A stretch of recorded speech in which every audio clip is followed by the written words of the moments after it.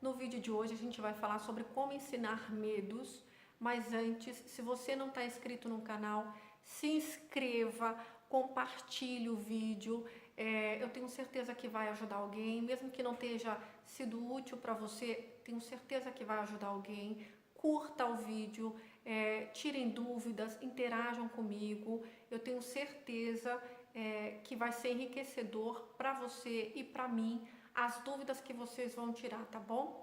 Vamos lá, vamos começar.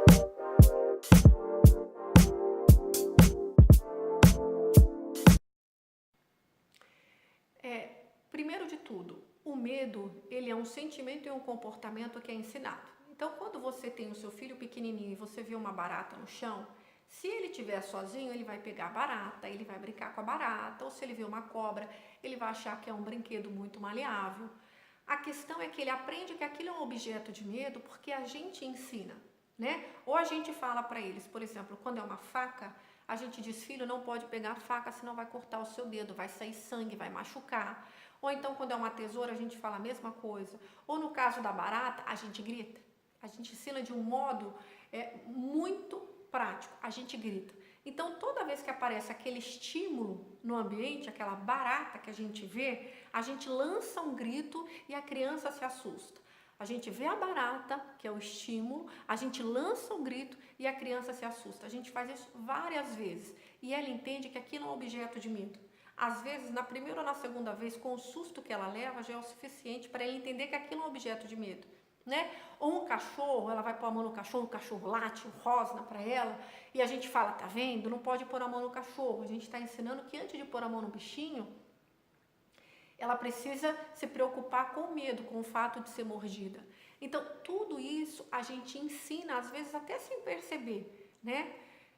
Ou às vezes as contingências, no caso da faca, ela pode colocar o dedo, cortar e doer. E ela vai entender que aquilo é um objeto de medo. Aquilo é um objeto para se ter medo.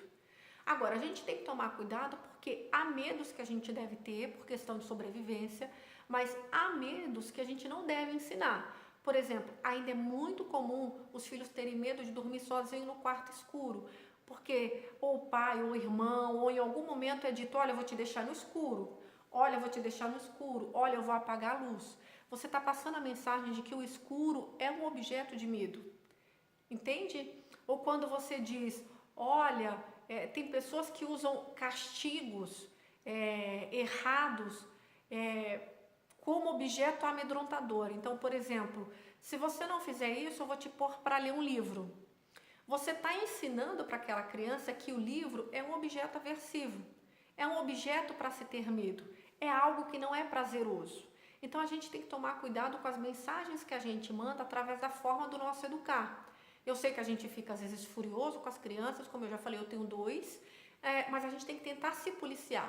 Vez ou outra pode escapar algum ensinamento errado sobre medo, mas vamos tentar se policiar, principalmente no que diz respeito a escuro, ou então vou te pôr para dormir sozinho, como se dormir sozinho fosse um objeto de medo, né? Fosse algo para se ter medo, e não é, né? Ou então vou te deixar sozinho. A gente começa a passar a mensagem de que ficar sozinho é algo muito ruim, é algo para se ter medo.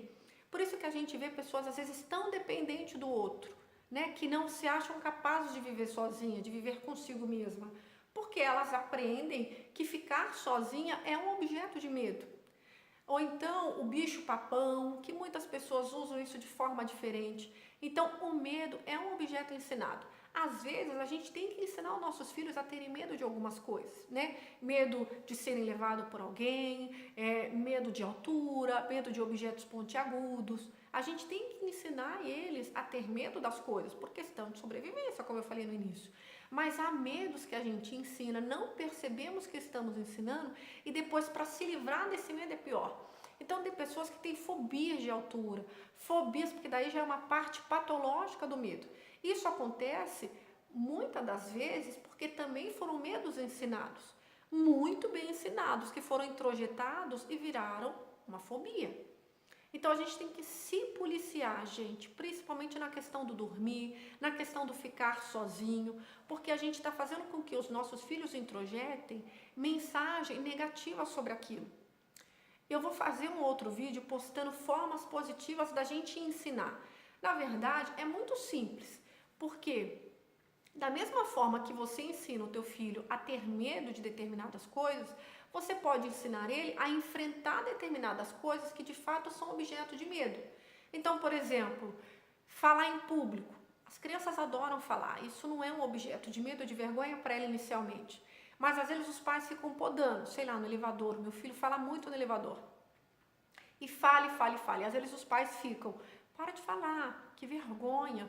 Não parou de falar com fulano, não parou de falar com o vizinho, né? E a criança não entende por que que aquilo deve ser um comportamento vergonhoso. Porque ela só está sendo simpática com o vizinho, mas criança tagarela, tagarela, tagarela.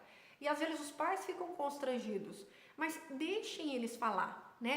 Nós adultos ficamos constrangidos às vezes porque a gente aprendeu que não se fala com uma pessoa que não conhece, que não se pergunta uma coisa pessoal para alguém que não se conhece.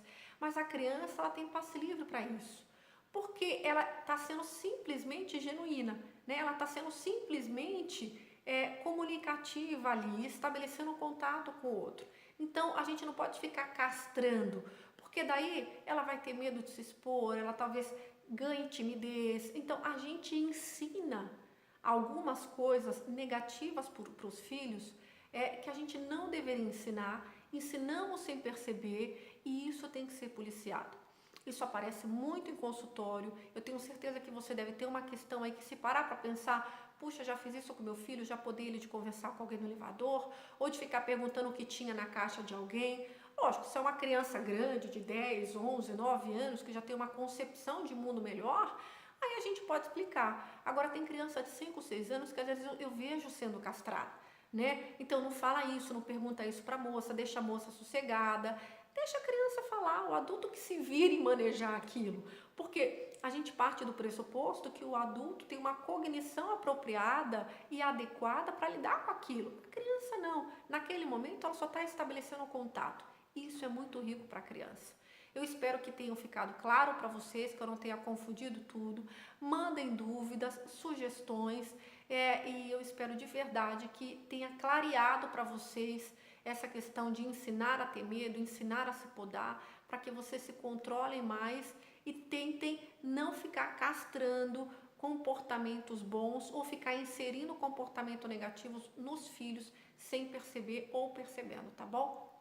Até o próximo vídeo, tchau, tchau!